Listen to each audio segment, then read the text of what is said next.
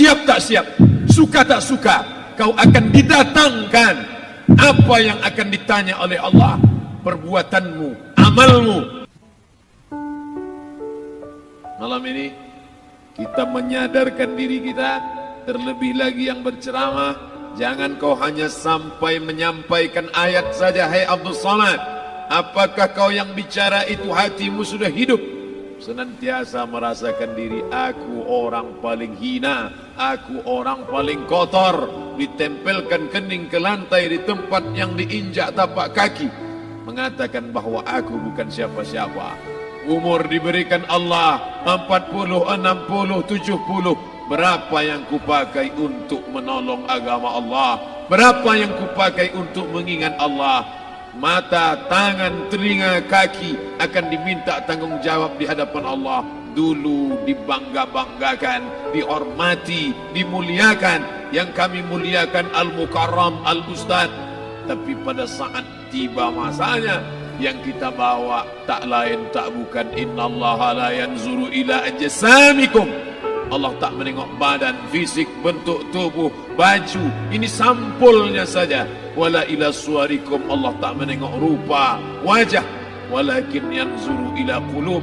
Hati kamu yang bersih itulah yang kau bawa menghadap Allah Subhanahu wa taala. Yauma la yanfa'u malun, harta tak berguna. Wala banun, anak tak bisa menolong. Harta tak berguna, anak tak mampu menolong. Illa man atallah, kecuali orang yang datang menghadap Allah biqalbin salim, dengan hati yang bersih, hati yang tulus, hati yang memercikkan cahaya iman, hati yang bersih dari hasad, busuk hati, sum'ah, riya, takabbur. Itulah yang menolong di hadapan Allah Subhanahu wa taala. Apa kata Imam Ali radhiyallahu an? An-nasu niyam. Semua manusia waktu hidup itu tidur. Bapak tidur, ibu tidur, saya tidur. Semua orang waktu hidup itu tidur. Falamma matu, ketika dia mati, disitulah dia baru terjaga dari tidur panjang. Saat Israel mencabut nyawa, ditarikkannya adalah satu centapan yang kuat. Disitulah kita baru terjaga dari tidur panjang. Betapa aku meninggalkan salat, betapa aku tak berzakat, betapa dulu kekuasaan.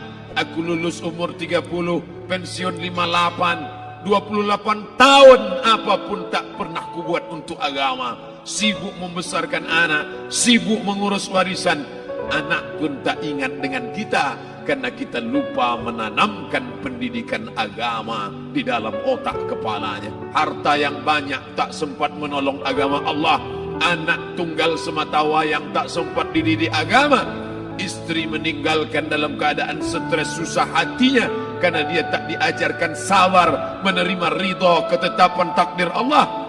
Dan paling celaka, tak pernah anggota tubuh ini dipakai untuk berzikir, muhasabah, mengingat Allah. Tak pernah mata dipakai menengok Quran, kitab suci Allah. Tak pernah dipakai hati merenung sejenak.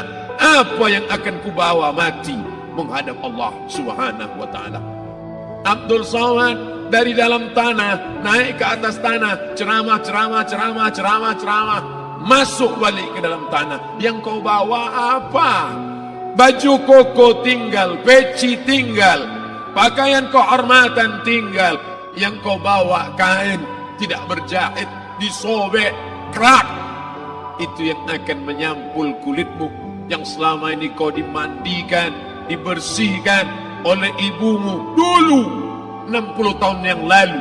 Sampai masanya kau lupa kapan kau dimandikan dulu. Sekarang ruh melihat, disebut dia ruh karena dia raha ya ruhu ruh, seperti aroma semerbak yang datang pergi hinggap. Ruh sampai masanya dia datang masuk ke dalam jasad. Ruh sampai masanya dia pergi meninggalkan jasad. Malam ini dimuliakan Al-Mukarram Haji Abdul Somad LCMA. Kenapa Abdul Somad ini dimuliakan? Karena ruh hinggap sejenak sebentar, sampai masanya besok pagi dia ruh keluar dari dalam tubuh ini. Anak yang katanya ayahku sayang, istri katanya kaulah abang, Sampai masanya mereka tak lagi mau mendekat. Rumah itu saya yang buat, saya yang mengukurnya. Tapi begitu ruh sudah keluar dari badan, tidak satu pun semeter, sesenti, sejengkal, sehasta ada tempat di rumah itu untuk jenazah bernama jenazah Abdul Somad. Mana kawan, sahabat, andai tolan, anak menantu, teman sekantor, semuanya pergi meninggalkan. Yang tetap dibawa, kalau pernah kaki melangkah salat berjamaah di masjid, kalau pernah tangan mengusap kepala anak yatim, kalau pernah tangan mengucap subhanallah. Nanti di akhir tausiah kita akan berzikir, munajat, muhasabah diri, berdoa, mengenang apa yang akan kita bawa menghadap Allah Subhanahu wa taala.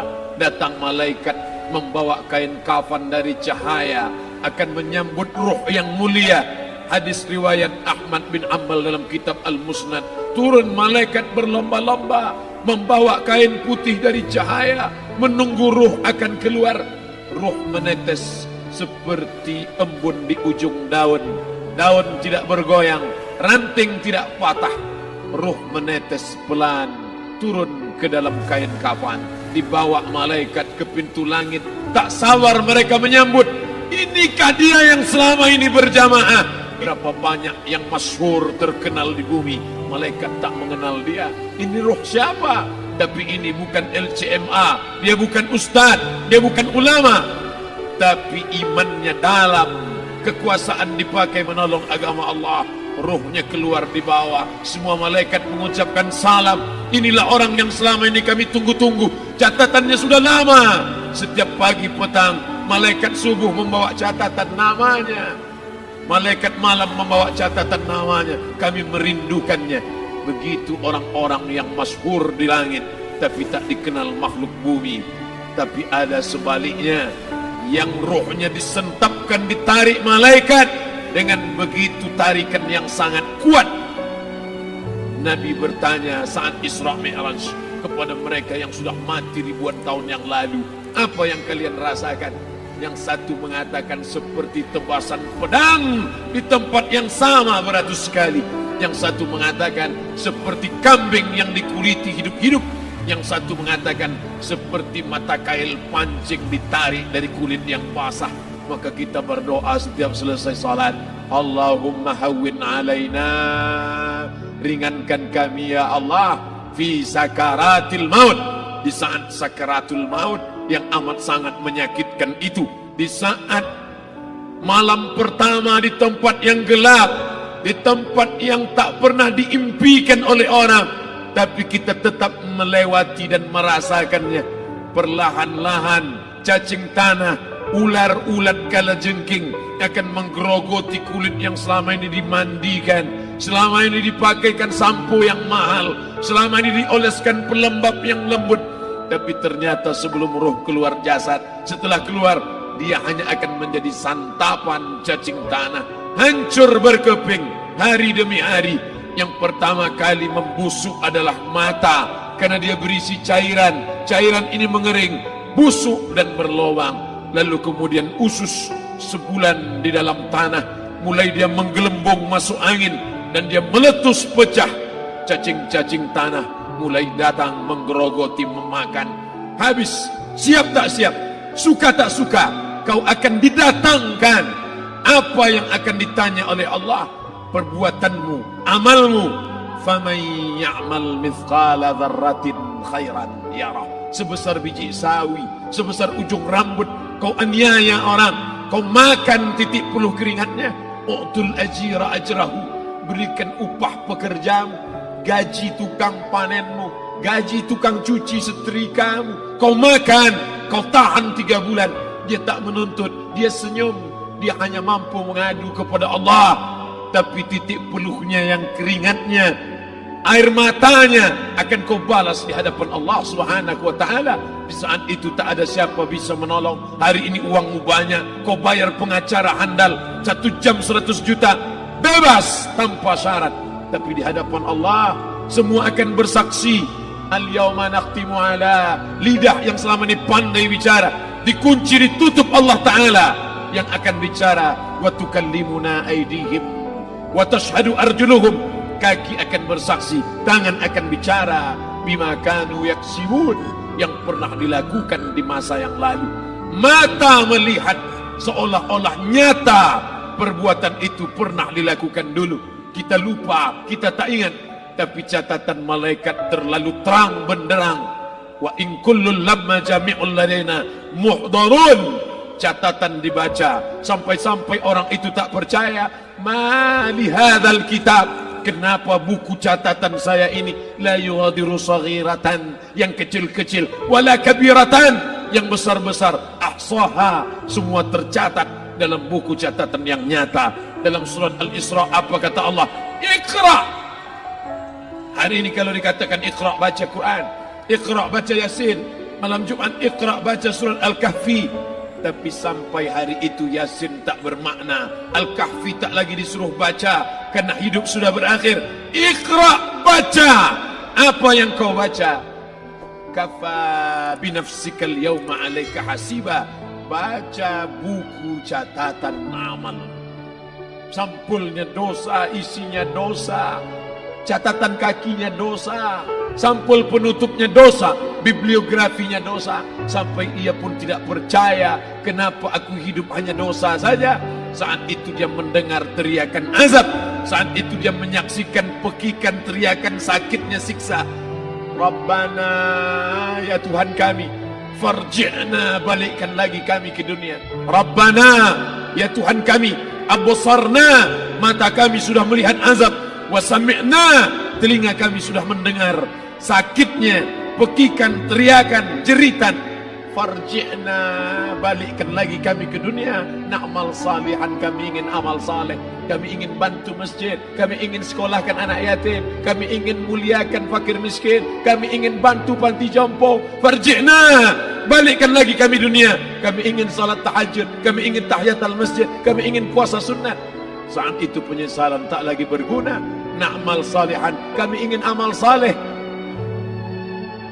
Andai kau beri kami tenggat waktu ya Allah, laula akhartani, kalau kau beri aku waktu, ila ajalin qarib, aku tak minta hidup 1000 tahun, ila ajalin qarib, sebentar saja kau hidupkan aku ya Allah. Di situ orang baru tahu apa yang pernah dilakukan dulu, yang di masa lalu tak ada cara lain kecuali malam ini kita bertaubat, taubat nasuha, mandi, solat sunat taubat. Ma min muslimin yuznibu zamban, ada orang silap, khilaf, buat dosa, salah. Siapa yang tak pernah salah? Sedangkan datuk moyang kita Adam pun salah, tapi dia mengetahui, sadar salahnya. Dia berdoa, Rabbana zalamna anfusana, kami sudah menzalimi diri kami. Wa illam taghfir lana, kalau engkau tidak mengampuni kami, wa tarhamna, kalau kau tidak merahmati kami, dan akunanna minal khasirin, kami termasuk orang yang rugi ya Allah. Maka malam ini kita bermunajat kepada Allah, berdoa, mengenang masa lalu, bergelimang dosa, besok tak akan kita ulang. Kita minta ampun kepada Allah Subhanahu wa taala. Astaghfirullahalazim, astaghfirullahalazim, astaghfirullahalazim.